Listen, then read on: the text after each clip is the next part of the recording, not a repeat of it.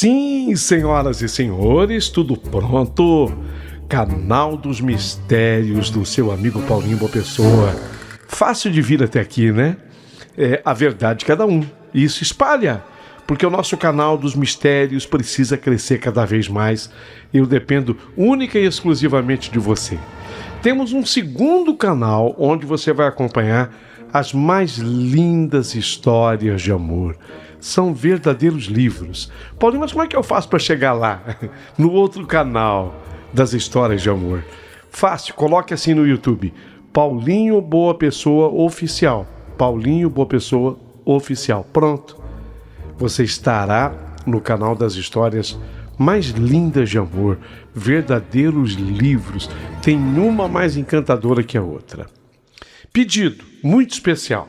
Seja membro do nosso canal. Ok? Tanto aqui quanto no Paulinho Boa Pessoa Oficial. Mais um pedido. Se inscreva no canal. É tão importante para nós. Dê o teu joinha. O YouTube incentiva os criadores de conteúdo para que a gente divulgue, que você se inscreva. É importante. Por favor, faça isso. Mais um pedido que eu preciso te fazer.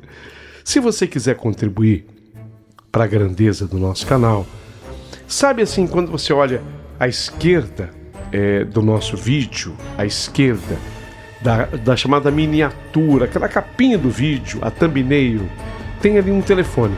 Aquele telefone é o WhatsApp. Através do WhatsApp você pode mandar a tua história, interagir com o canal, dar a sua opinião. Mas aquele telefone também é uma chave Pix. Você sabia?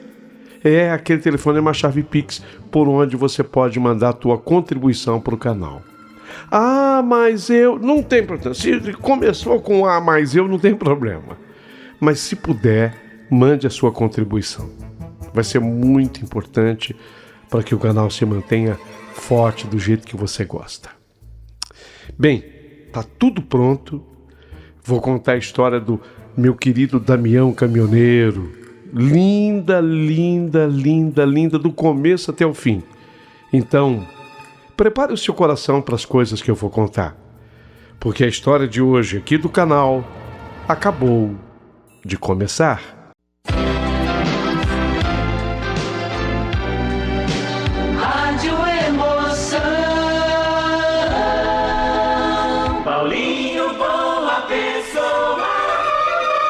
A verdade de cada um.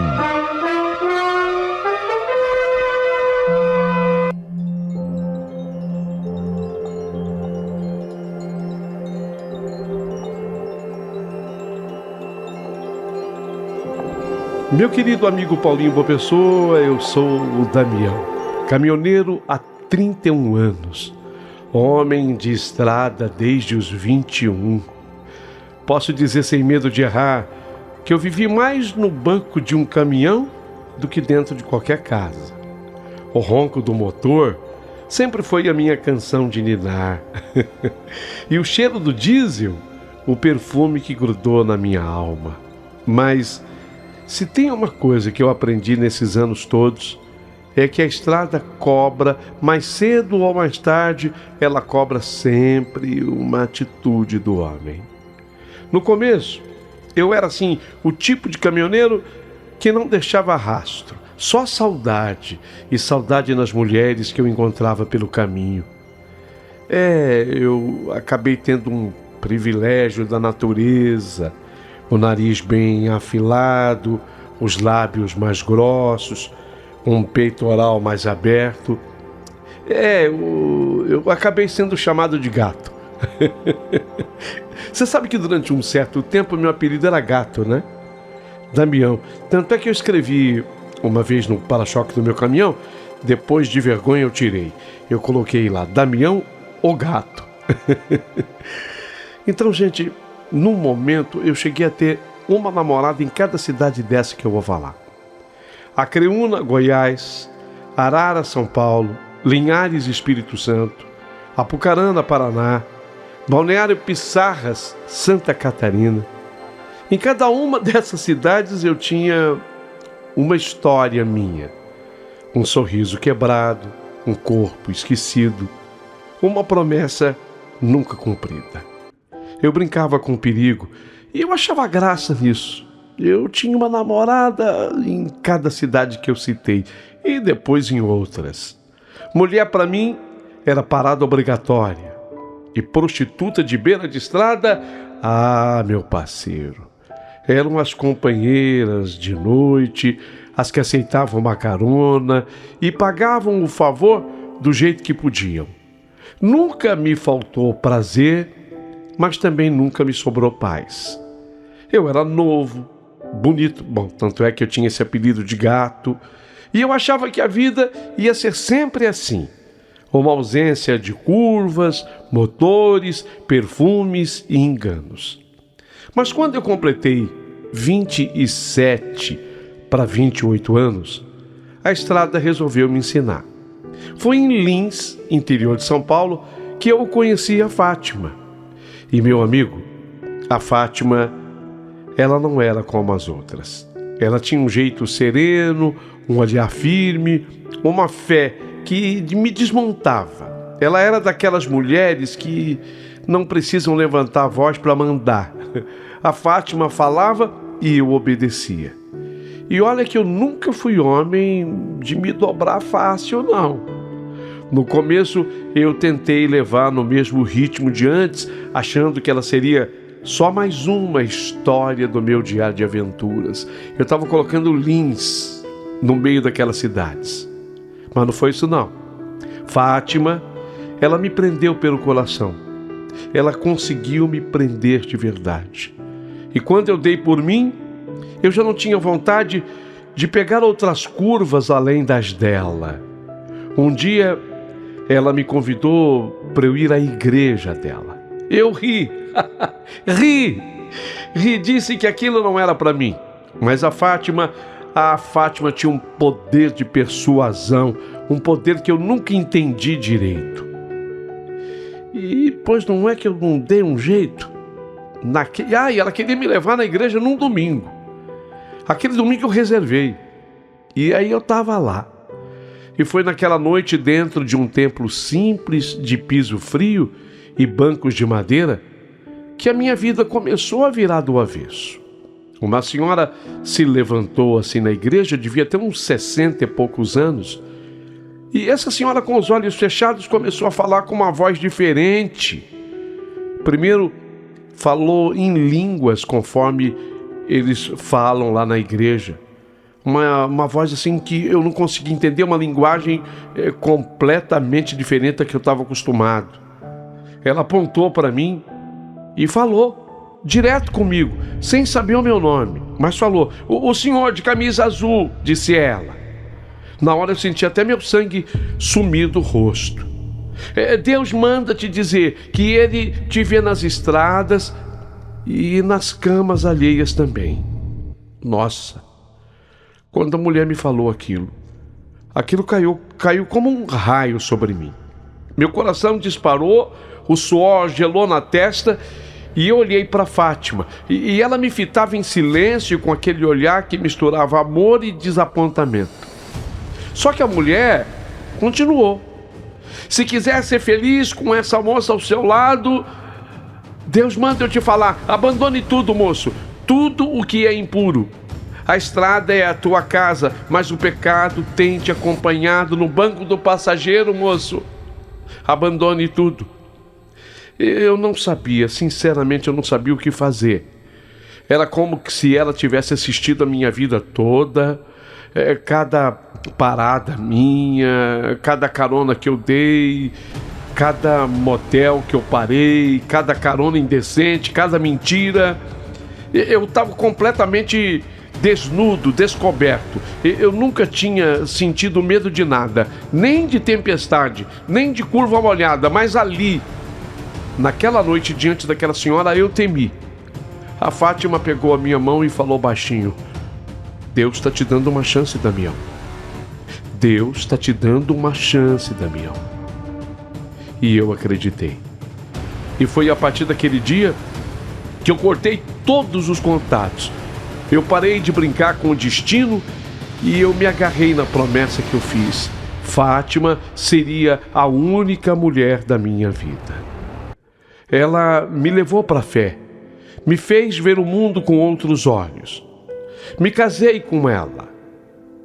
E a partir do casamento com ela, quando eu abandonei aquela vida errada, a minha vida começou a melhorar, sabe? Houve prosperidade, tanto que não demorou muito tempo, eu pude comprar um terreno, no terreno eu construí uma casinha, no início modesta, e depois eu fui aumentando a casa, até que a casa se transformou numa casa bonita em Lins.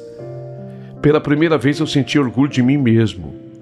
Deus me abençoava de um jeito que eu nunca imaginei. O caminhão prosperou. Era um caminhão usado, antigo, velho.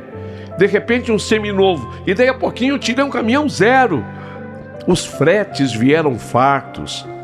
A vida foi melhorando, ficou boa.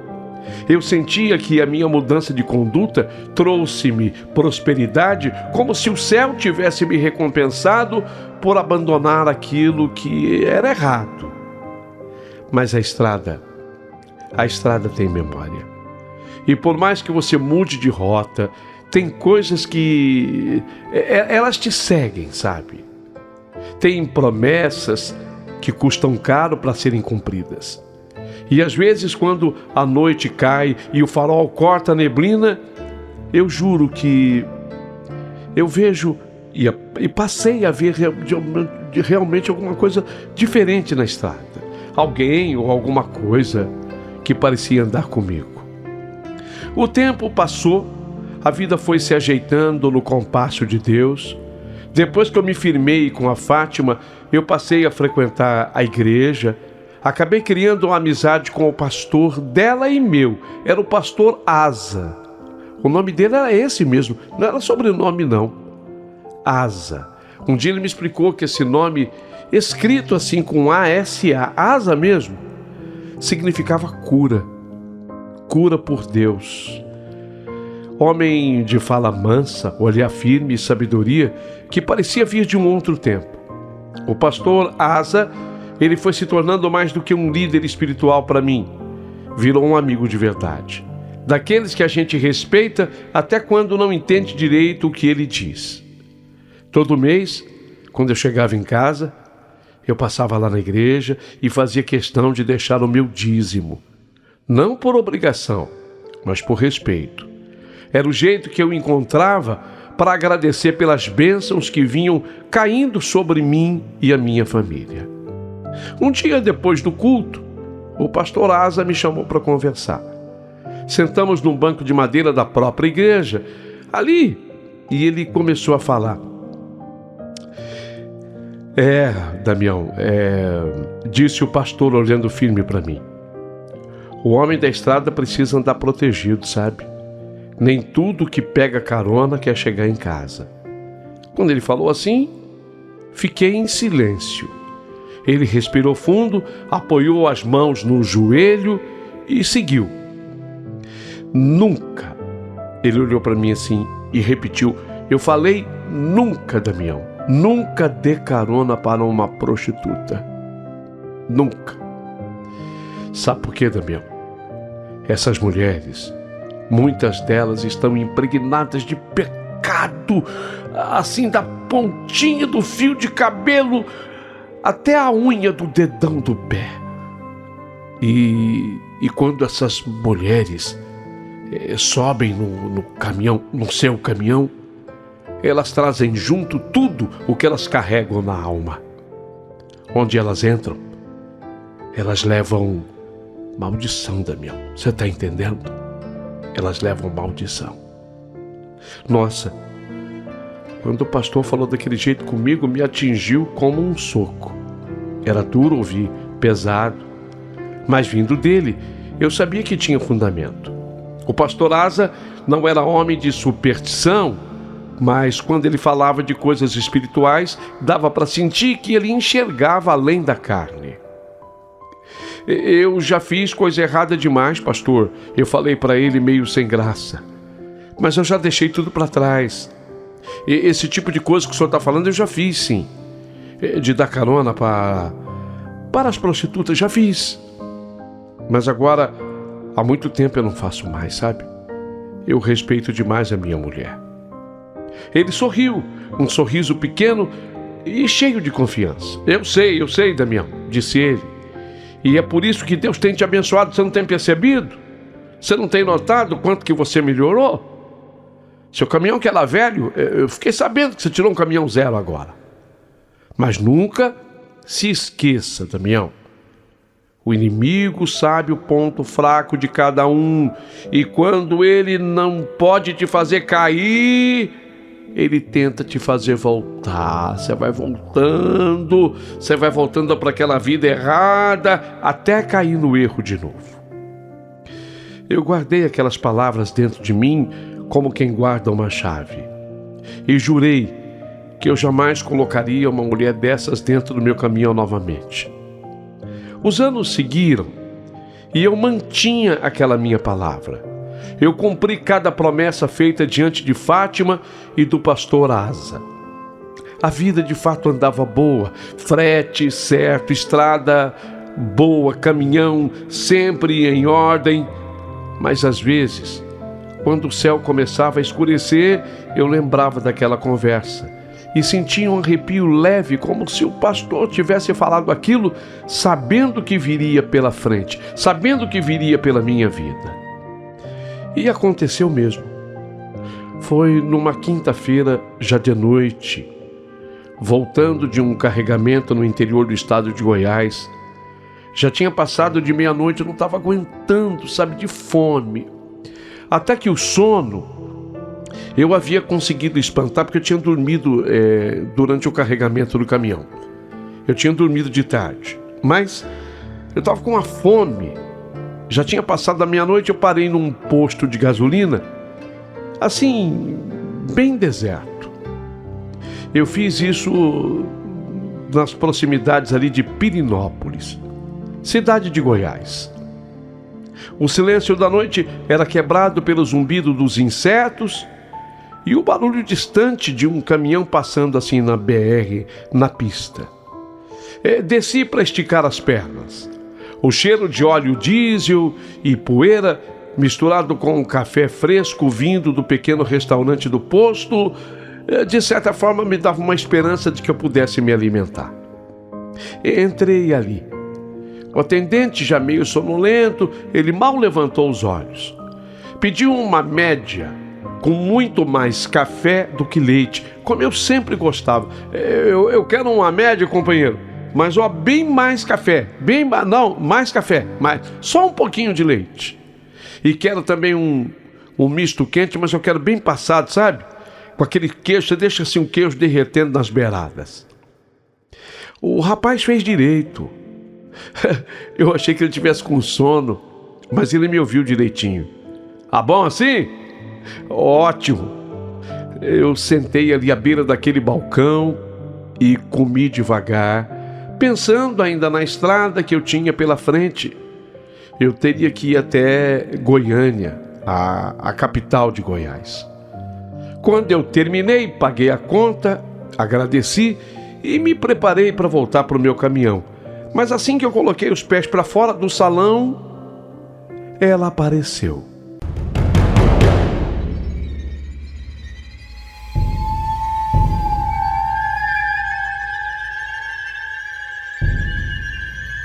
Quando eu digo ela, uma mulher. Ela estava encostada num dos pilares, iluminada pela luz fraca do poste. Aquela mulher tinha cabelos escuros, a pele pálida, um vestido curto, assim mostrando as coxas grossas e roliças. Havia assim um decote também generoso. Eu conhecia bem aquele tipo, assim como eu conhecia bem aquele tipo também de maquiagem, aquele olhar. Eu conhecia de longe. A experiência de estrada me fez conhecer de primeira. Aquela mulher era uma chamada mulher da vida. Sim, ela era uma prostituta. Não precisava de muito para saber o jeito dela se aproximar a hesitação no passo, o perfume misturado assim com um cheiro de cigarro. Talvez nem que ela tivesse fumado, mas outro fumou perto dela. Tudo denunciava. Ela era uma prostituta. Ela veio vindo devagar, os olhos fundos, e quando ela parou diante de mim, ela falou com uma voz embargada, mas que demonstrava emoção. Moço, eu estou sabendo que o senhor está indo para Goiânia. Eu não vi, eu vejo nessa hora uma pausa. Eu não imaginei quem pudesse ter contado para ela. E não sei como é que ela adivinhou, porque não tinha ninguém ali. Mas ela disse assim, falou com firmeza. Então eu assenti sem querer alongar a conversa. Ela tinha acertado, estava indo para Goiânia mesmo. Eu não ia mentir. Ela respirou fundo e me pareceu nervosa. Moço, então por favor, não me negue uma carona, por favor. Eu preciso, pelo menos ir até Goiânia, mas ali pertinho tem a cidade de Trindade, lá que eu moro. Eu já me preparava para dizer que não. Eu não podia. Veja, vocês sabem da conversa que eu tive com o pastor, vocês sabem da minha experiência anterior. Então, educadamente, lembrando das palavras do pastor Asa, quando ela continuou sem me deixar abrir a boca, antes que eu falasse não, ela disse: moço, pelo amor de Deus, eu tenho uma filhinha de 6 anos. Ela é só uma criança. E eu fui informada que ela está muito doente, precisando de mim, moço. Eu preciso ir para casa. Eu tô longe de casa aqui. Eu preciso ir para casa. Por favor, não me negue essa carona. A voz dela tremia, os olhos marejavam. Era uma mistura de desespero e medo que me desarmou por dentro. Por favor, moço, me leva. Eu juro que eu não vou incomodar. Se o senhor me levar até Goiânia, de lá eu me viro. Mas eu vou a Trindade, que é um pouquinho ali, encostado. Naquele instante, eu senti 2 forças brigando dentro de mim. Deus de um lado, a lembrança da promessa da voz firme do pastor Asa, dizendo: nunca dê carona para uma prostituta. Elas trazem em si o pecado impregnado desde um fio de cabelo até o último centímetro desse fio de cabelo, até a ponta da unha do dedão do pé. Mas do outro lado, o olhar daquela mulher, a lembrança de que eu também já tinha errado muito. Eu comecei a fazer uma reflexão. Eu era melhor do que ela? Não. E talvez ela só precisasse de um gesto de bondade. Ela estava dizendo que a filhinha dela estava doente. Eu também tinha 3 meninos a essa altura. 3 filhos eu tinha com a Fátima. 3 meninos. Eu pensei nos meus meninos. A noite estava fria. O vento batia, sabe, trazia um pouquinho mais de frio ainda. O silêncio era tão grande que dava para ouvir o rangido da bandeira do posto balançando no mastro. Eu fiquei ali parado olhando para ela e algo dentro de mim começou a pesar. Eu fiquei assim, era Pirinópolis que nós estávamos, dava mais ou menos uns 150 quilômetros dali até o lugar que ela estava falando. O pátio do posto estava deserto, só o zumbido de insetos. Meu coração dizia uma coisa, minha cabeça falava outra, e no meio disso tudo, a lembrança do pastor Asa ecoava como uma voz firme dentro de mim: nunca dê carona a uma prostituta, Damião. Mas havia algo diferente naquela mulher. Nos olhos dela, eu não vi maldade, eu nem vi malícia. Havia sim desespero. E antes dela ser prostituta, aquela mulher era mãe. e mãe desesperada por uma filha doente. E aquilo me bateu fundo. Lembrei de novo dos meus 3 meninos. Eu sei o que é ver o sangue da gente em perigo. Eu imaginei o peito dela apertado, a vontade de abraçar a filha, o medo de não chegar a tempo. Aquela mulher estava magra, os ombros caídos, o rosto cansado de quem já tinha visto mais noite do que dia. Mas no olhar ainda morava um resto de esperança. E o nome dessa esperança era Damião. Então eu perguntei para ela, qual o seu nome? Ela enxugou assim uma lágrima com as costas da mão e falou, Lucy, moço. Lucy? Sim. O nome ficou ecoando na minha cabeça por alguns segundos.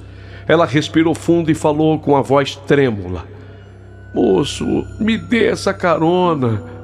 Olha, o senhor não vai se arrepender. O senhor não vai se arrepender se me der essa carona. Na hora eu entendi errado o que ela quis dizer com o senhor não vai se arrepender. Meu passado de homem de estrada falou mais alto e eu respondi quase que me defendendo. Não, moça, não. Se eu te der a carona, eu não quero nada, não. Eu vou te levar sem interesse nenhum. Me entende? Não, eu é que não tinha entendido, mas vocês vão entender no transcorrer da história. Ela olhou para mim com um semblante calmo, quase sereno, e respondeu, entendo sim. Então o senhor vai me dar carona? Eu agradeço de coração. E naquele momento eu senti uma mistura estranha de paz e peso. Paz por estar ajudando alguém e peso por saber que eu estava quebrando uma promessa que eu fizera para o meu pastor, o pastor Asa. Mas aquilo era mais forte do que eu. Eu não conseguia virar as costas para aquela mulher. Trindade, é para frente de Goiânia, né? Eu conheço. Eu falei para ela. É Trindade. Se o senhor me levar até Goiânia, tudo bem, mas eu vou para Trindade. Dava uns 150 quilômetros. Ela sentiu quando eu falei 150 quilômetros. A minha filha está lá, moço. E ela está muito mal. Suspirei, olhei para o céu escuro como se esperasse uma resposta. Mas o céu naquela hora parecia ter se calado. Nem estrela brilhava. Tá bom, dona Lucy. Pode subir. Pode subir. Abri a porta da Scania e ela entrou. Quando ela estava entrando, ela sorriu de leve, um sorriso triste, quase de alívio. Subiu devagar e levava um lenço enrolado nas mãos. Quando fechou a porta, eu senti um arrepio subindo na nuca. Será que eu estou fazendo certo, Deus do céu? Seja o que Deus quiser. Entrei também, liguei o motor, o ronco da Scania quebrou o silêncio do posto. Ela estava lá do meu lado. Aquela imagem ficou grudada em mim. A mulher sozinha, o luar batendo no rosto pálido, o lenço branco nas mãos, um silêncio que parecia pesar dentro da cabine. Saímos de Pirinópolis e pegamos a Goiás 431, rumo à BR-153. A estrada estava escura, cortada por trechos de serra e curvas longas. De vez em quando o farol iluminava uma cruz à beira do asfalto, dessas que o pessoal põe para lembrar alguém que partiu ali. E cada vez que eu passava por uma, dava um aperto no meu peito. Mas eu não falei nada, e ela também não. De repente o painel marcava 2h45, quando eu decidi quebrar o silêncio. O caminhão estava pesado, eu tinha que ir bem devagar. Faz tempo que a senhora não vê a sua filha? Ela demorou um pouco para responder. Faz tempo demais, moço. Para mim faz tempo demais. A voz dela era baixa, carregada de algo que eu não soube explicar. Olhei de relance pelo espelho e vi que ela encarava o nada como quem lembrava um sonho antigo. Se Deus quiser, logo mais a senhora vai poder abraçá-la. Eu falei, tentando confortar aquela mulher. Mas ela apenas murmurou. Deus, há tempos não me ouve, sabe, moço? Aquilo me arrepiou de novo. Eu senti o ar da cabine ficar mais denso, como se o frio tivesse entrado junto com o silêncio. A estrada parecia interminável. A estrada seguia silenciosa, o farol da Scania cortava o breu da madrugada, feito navalha. E o ronco do motor fazia companhia àquela mulher que mal falava, Lucy. Era assim que ela dizia se chamar. Eu nem tinha certeza se era esse mesmo nome. Por um bom tempo, viajamos em silêncio. Até quase chegando a Nápoles, ela resolveu falar mais. Moço.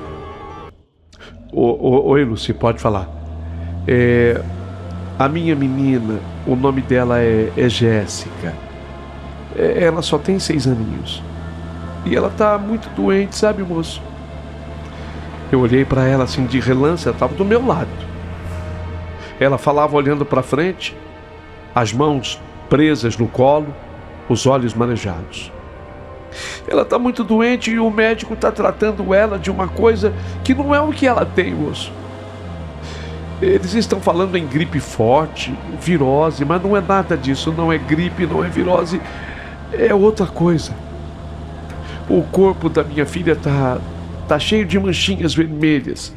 E ela sente dor nas juntas, muita dor, muita febre, muita fraqueza. Moço, ela está com dengue. É dengue, ela tem dengue, moço. E se eles não trocarem o medicamento, se não trocarem o remédio, a minha filha vai piorar. Ela pode até morrer. É por isso que eu pedi carona para o senhor, moço. Eu te agradeço muito, mas a minha filha pode até morrer. Nossa, aquilo ficou martelando na minha cabeça. Ela falava com tanta certeza, com tanta dor, que dava para sentir a verdade no tom que ela falava. O senhor vai ver, a minha Jéssica, ela vai ficar boa, ela vai sarar. Eu só preciso chegar perto dela, sabe? Ver o rostinho dela e tomar providências. Até que ela foi parando de falar, como se o cansaço a tivesse vencido. Por alguns minutos eu achei que ela tivesse dormido. Eu estava pensando em deixar aquela mulher em Goiânia, mas Goiânia não era Trindade. Trindade ficava à frente ainda. Então aí eu me convenci. Eu não podia deixar aquela mulher em Goiânia. Eu teria que passar um pouquinho para deixar lá em Trindade. Foi o que eu decidi. E parece que ela dormiu e eu deixei assim. Quando eu olhei do lado, ela continuava ali, quieta, o rosto voltado para a janela, eu acho que olhando para o escuro da estrada. Seguimos viagem. O relógio marcava 3:30 da manhã. Eu passei de Goiânia.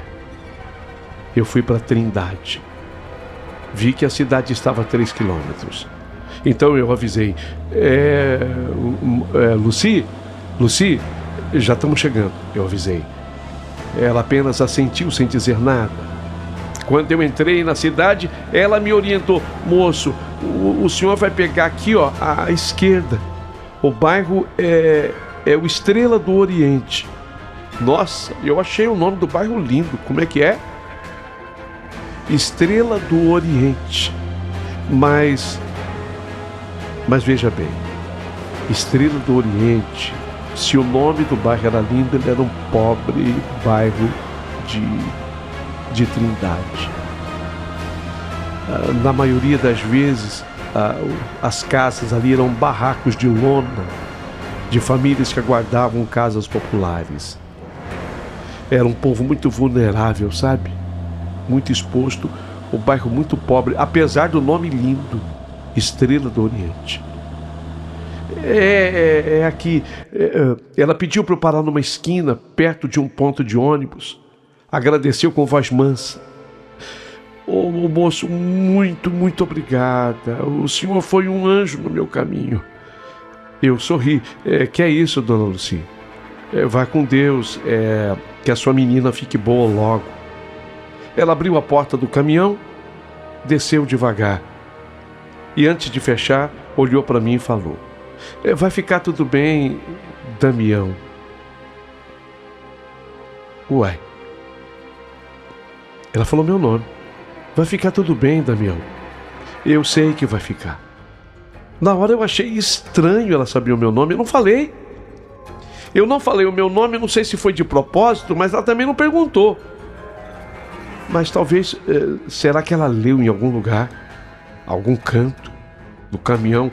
Bem, dei de ombros, esperei ela atravessar a rua e vi quando ela entrou pelo portãozinho numa casinha azul, muito pequena, mas das poucas casas ali feitas de tijolos, alvenaria mesmo, uma casinha azul. Aí eu continuei olhando para ela, mas foi quando eu levei um grande susto. Porque sem que a Lucy chegasse à porta da casa, a Lucy simplesmente desapareceu. Ela desapareceu. Eu pensei comigo, não é possível. Não é possível, ela desapareceu. Ela não estava mais ali. Eu, inconformado, desci do Scania e pensei, bater na porta da casa, eu queria entender o que tinha acontecido. Cheguei a dar uns passos em direção à casinha azul. Olhei para a rua, para o ponto de ônibus, para os lados, nada da Lucy. Era como se ela tivesse evaporado no ar. Aí passou um arrepio forte por mim, um vento assim frio, um arrepio forte, daqueles que sobem pelas costas e travam a respiração. Mas eu pensei, meu Deus, que papel ridículo esse meu, eu não posso fazer isso. Com certeza ela entrou na casinha, eu não vi só. Eu não vi. Eu não posso fazer isso. O que eu vou falar? O que eu vou falar? Então, meio envergonhado, eu subi no Scania com o coração batendo forte. E eu tinha que prosseguir a viagem. Na verdade, eu fiz uma volta para Goiânia.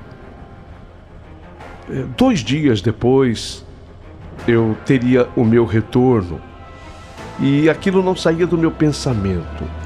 Eu lembrava da Lucy, eu pensava, Jéssica, o nome da menina, a doença. Ela falou que a menina estava com dengue, estava sendo tratada de outro jeito. Sabe quando te dá aquela vontade, aquele desejo de saber como as coisas estão? Trindade é pertinho de Goiânia. Trindade não é uma cidade grande. E eu tinha decorado o caminho que fiz. A minha experiência nas estradas me fez treinado em decorar caminhos. Além de eu ter lembrado o nome do bairro, Estrela do Oriente, Casa Azul. E agora era de dia, em plena 10 horas da manhã e muito sol. Eu entrei ali. É aqui, ó. Exatamente aqui. Olha o ponto de ônibus. Avistei a casinha azul. Parei o caminhão a uns 30 metros do local. E eu fui até lá. Eu vi uma senhora magrinha, roupas simples, estendendo a roupa no varal. E falei, bom dia, minha senhora. Bom dia. Dona, é aqui que mora a Lucy? Quando eu fiz a pergunta, a mulher ficou desconfiada, olhou para cima, viu a Scania estacionada. Estava na minha cara que eu era caminhoneiro. E ela sabia a profissão da filha dela. Sim, aquela mulher que eu havia cumprimentado era Dona Marlene, Dona Nena, a mãe de Lucy. Até ali eu não sabia, mas era ela. Ela então, depois de ter parado de estender os lençóis, falou comigo, sim, o senhor conhece a minha filha Lucy? Mas eu lamento, moço, não tem mais Lucy. O senhor vai ter que procurar outra.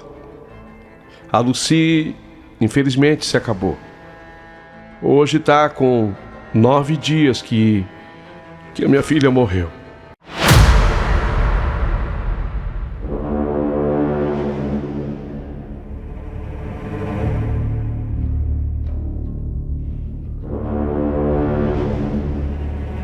Na hora, eu senti o meu corpo gelar.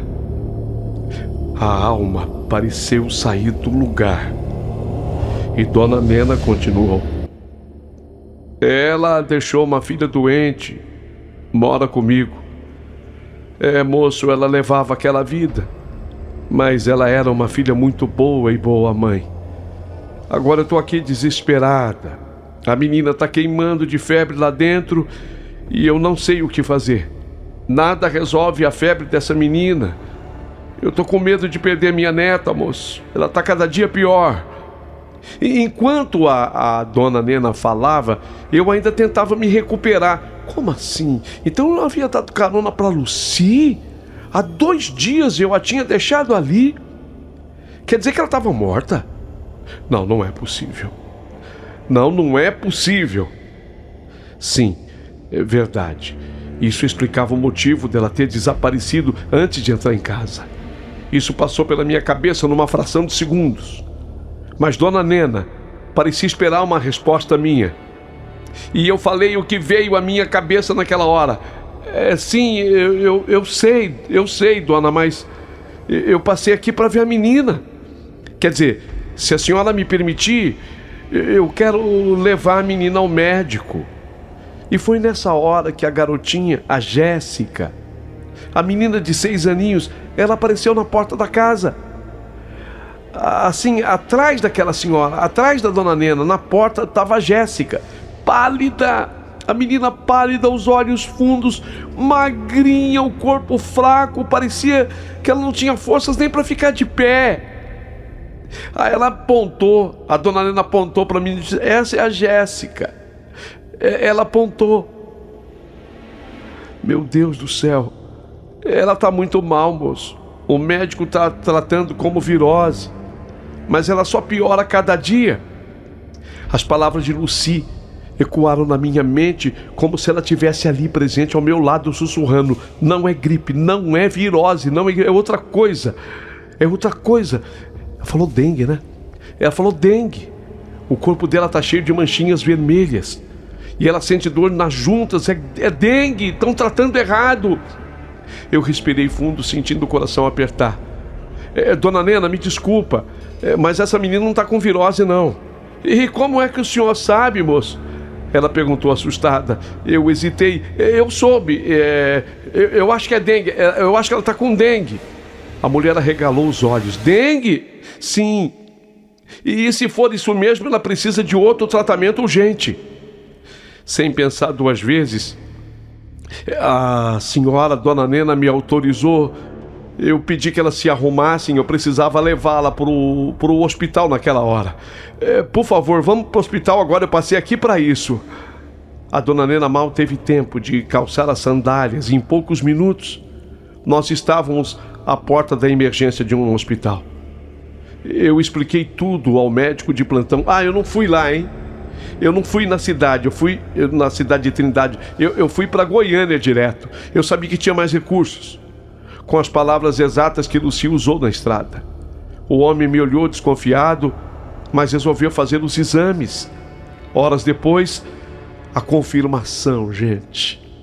A confirmação. E eu fiquei com a cara caída de tanta surpresa. O senhor tinha razão, não era virose mesmo não. Tá confirmada, a menina tá com dengue. E já em estado avançado. Se tivessem demorado mais um pouco, poderia ser tarde demais, viu? Fiquei ali parado sem reação. A Dona Nena, bem, ela já havia me dito a essas alturas o nome dela. Dona Marlene, conhecida como Dona Nena, isso foi durante a viagem. Curtinha de Trindade até Goiânia. Ela tinha dito o nome, a Dona Nena começou a chorar, abraçada à neta. Eu só consegui olhar para o teto e murmurar baixinho, obrigado, Lucy. Jéssica, devido ao estado em que estava, teve que ficar internada por 2 dias ali. Mas antes de eu seguir viagem, eu tive uma conversa com a Dona Nena. Eu contei do episódio da carona. Ela escutava e chorava, mas não duvidou de nada que eu lhe contei. Ela sabia o quanto Lucy amava aquela filha, que ela apenas dizia, ser filha de um caminhoneiro. Eu acho que por alguns momentos a dona Nena chegou a desconfiar que eu pudesse até ser o pai da Jéssica. Sei lá, acho normal que isso possa ter passado pela cabeça dela. Eu paguei o que precisou ser pago. Depois eu me despedi e fui fazer uma nova viagem. Eu precisava fazer uma entrega. Mas eu me programei para voltar à Trindade, ao bairro Estrela do Oriente. 8 dias depois eu já estava por lá. A Jéssica havia tido alta e os remédios já estavam acabando. Eu fui à farmácia, comprei o que faltava, fiz uma compra no supermercado. Os dias seguintes foram de melhora. Com o tratamento correto, Jéssica começou a se recuperar. Eu voltei a trabalhar normalmente, mas deixei o coração preso naquela cidade. Quando eu passei de novo por Trindade, alguns dias depois, resolvi visitar a família. A menina já estava de pé, já estava indo para a escola, sorrindo fraco, mas bem viva. E os olhos dela tinham um brilho que eu nunca vou esquecer. Ela me olhou e disse com a voz doce: "Tio Damião, a mamãe veio me ver de noite. Ela disse que o senhor ia me ajudar." Eu não duvidava de mais nada. Eu acreditei plenamente nela. Naquele momento eu senti que o chão de novo tinha sumido sob os meus pés. Aquela mulher tinha voltado só para salvar a filha dela. Vocês já imaginaram se eu não tivesse dado a carona? Vocês já imaginaram? Desde aquele dia em Trindade, a minha vida nunca mais foi a mesma. O tempo passou, mas a lembrança de Lucy ficou viva dentro de mim, como o ronco manso de um motor em marcha lenta, constante, presente, impossível de esquecer. Eu segui cumprindo meus fretes, mas sempre parava em Trindade. No começo, só para saber como estavam a dona Nena, a menina Jéssica. Depois eu passei a fazer parte da vida delas. Sempre que eu passava por lá, o caminhão vinha cheio de compras. Eu trazia leite, arroz, feijão, açúcar, bolacha, sabão, chocolate. Tudo que pudesse aliviar um pouco o peso daquela casinha azul, simples, mas que tinha amor. A dona Nena, com aquele sorriso doce e cansado, sempre me recebia com um café fresquinho. Um Deus lhe pague, Damião. Ela fazia um café bem fraquinho mesmo. Eu gosto de café forte, mas eu nunca tive coragem de dizer para ela que eu gostava do café forte. E a Jéssica, a menina foi ficando forte, corada, os olhos vivos como o nascer do sol na estrada. Eu falava para Fátima, minha mulher, sobre elas. A minha mulher de fé, que sempre foi de se comover com as histórias, ela começou a mandar roupas, brinquedos, remédios, até sapatos que ela mesma comprava. "Leva para a pequena", dizia, arrumando as sacolas com carinho. "Leva esse vestido para dona Nena, é simples, mas tá novinho." E assim, foi por 2 anos e meio. 2 anos e meio de estrada e de afeto. Se eu não tinha contado de cara para minha mulher toda aquela história, eu fui contando aos poucos. E ela teve cabeça para entender. 2 anos e meio de afeto, de risadas, histórias contadas ao redor da mesa humilde daquela casinha azul. Mas um dia, o riso se calou. A dona Nena adoeceu. Gente, câncer no pâncreas. Desses que não esperam, não avisam, não perdoam. Quando eu soube, eu larguei o frete no meio do caminho e fui para lá. Ela já estava no hospital, fraca, mas ainda com aquele olhar doce. Apertei a mão dela e ela sussurrou: "Damião, o médico falou comigo. Não tem mais jeito, está muito avançado, Damião. Eu vou embora, Damião." "Não fala assim, dona Nena. A gente nessa hora, né, sempre tem essa frase. Não fala assim. É verdade, meu filho. Mas antes que eu vá, eu quero te pedir uma coisa." Dona Nena, qualquer coisa a senhora pode pedir. pode falar. Ela respirou fundo, com esforço. Damião, fica com a Jéssica. Eu? Fica com a Jéssica. A menina não tem mais ninguém. Os tios dela, meus outros filhos, foram embora para Belém e não querem nem saber dela, tem preconceito por causa da mãe. Mas você, Damião, você é um homem tão bom. Teve um momento que eu achei até, como a minha filha falava que ela era filha de um caminhoneiro, teve um momento que você era tão bom, mas tão bom com ela, que eu achei que você era o pai dela. Eu achei, e de tanto achar isso, de tanto eu pensar isso, pois não é que você vai virar pai dela. Eu quero que você seja o pai dela. Eu queria que você ficasse... Você fala com a tua mulher. Por favor, fica com a Jéssica. Naquele momento eu senti as lágrimas escorrerem sem vergonha. Eu olhei para Dona Nena e falei: tá, eu prometo para a senhora que sim. Jura para mim? Juro. Eu acho que a senhora acertou sem querer. Eu acho que eu sou mesmo o pai dela. Eu sabia, Damião. Eu sabia.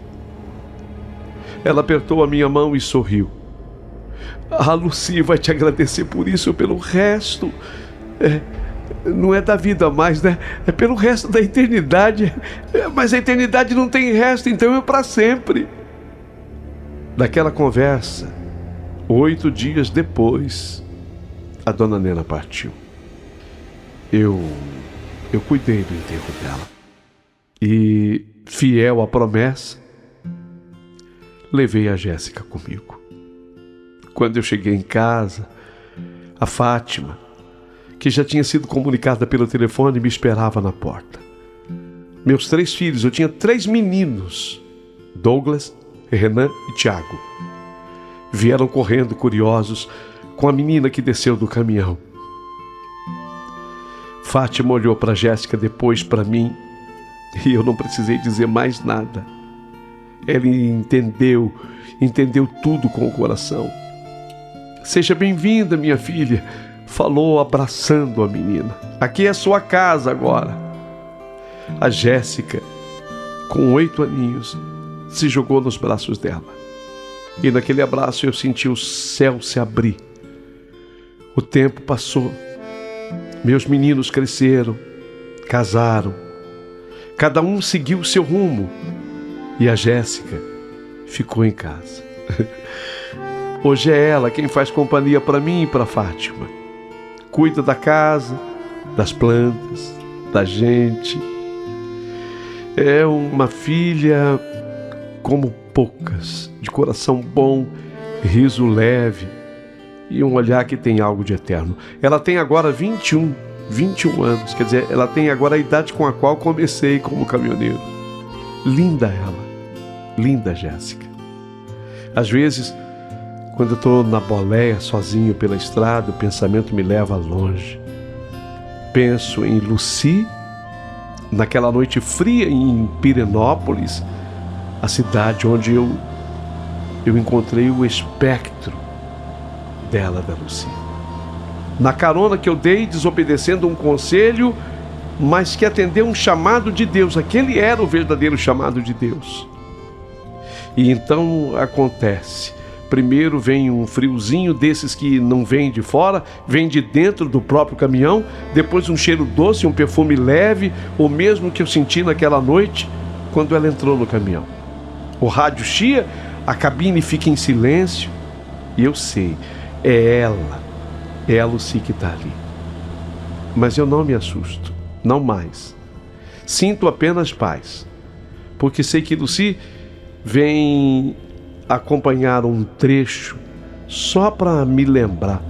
Na verdade, eu sei que a Lucy vem me acompanhar por um trecho ali da estrada, só para me lembrar que a fé não cabe nas regras dos homens.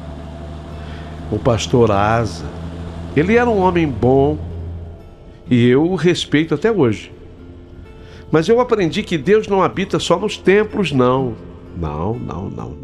Às vezes, Ele se senta ao seu lado, na boleia de um caminhão, com o perfume de uma mulher que o mundo julgou, mas o céu perdoou. E é assim que eu sigo pelas estradas do Brasil, com o coração sereno, o motor em marcha e o espírito leve, porque eu aprendi que entre o céu e a terra há mais mistérios do que o farol pode alcançar. E cada vez que o vento sopra dentro da cabine e o perfume de Lucy invade o ar, eu sorrio. Eu não tenho mais medo. Eu apenas digo baixinho, com a alma em paz: pode seguir comigo, Lucy. A estrada é longa e a saudade é curta. Como disse a dona Nena, eu acho que eu sou o caminhoneiro que é pai da Jéssica. Acho não, eu tenho certeza absoluta. Gostaria muito que vocês comentassem a minha história.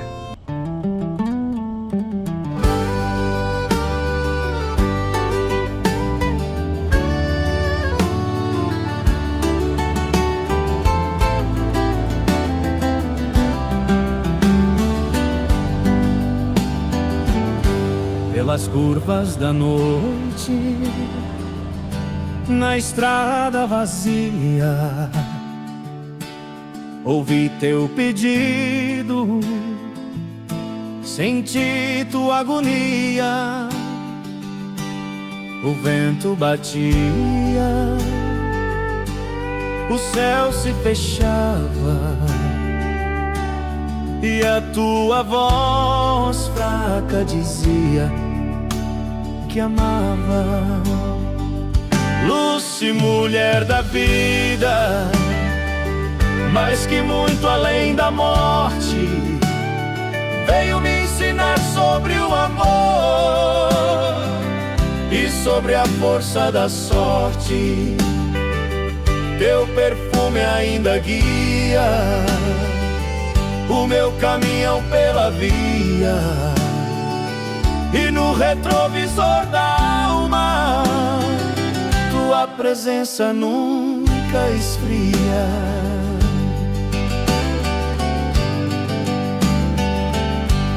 Falou da menina com febre e manchinhas, e eu sem saber carregava a tua sina. Deixei que subisse, te dei o volante, e Deus fez de mim o teu caminhante. Lucy, mulher da vida, mais que muito além da morte, veio me ensinar sobre o amor e sobre a força da sorte. Hoje o asfalto é meu altar e a saudade minha guia. Entre o céu e o chão da estrada, tua alma é minha companhia. E quando a noite sopra fria, sinto teu cheiro no ar, como um anjo de boleia que vem me abençoar. Lucy, mulher da vida, que a vida não quis perdoar, mas o céu abriu caminho pra eu aprender a amar. Teu nome ecoa na brisa, no ronco do motor que guia. Lucy, minha eterna carona, minha estrada, minha poesia.